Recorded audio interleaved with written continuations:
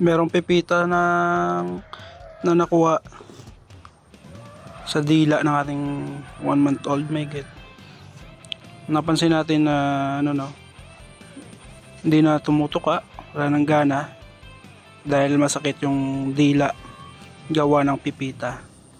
So ito yung nakuha natin, yan. Gamit natin sa pagtanggal is abo, madulas kasi ito.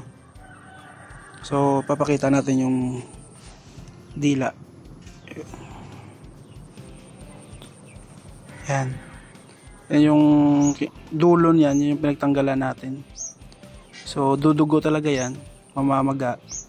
Mawawala ng gana to mga ilang araw. Pero ang importante is natanggal na. Kasi sayang to pag hindi natin to inagapan. Magugulat ka, walang sipon, walang sakit, pero ayaw tumuka. Dahil nga pala dun sa pipita. Yan yung pipita na natanggal natin. So babalik na natin to sa kanyang kulungan. Yan, wala siyang gana tumuka.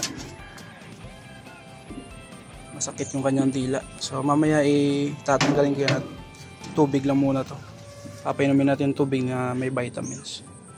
So kung mga may alaga kayo dyan na walang gana, sisyo man yan o tandang, tignan nyo yung dila dahil merong pipita yan. So that's it for today's mga nyo.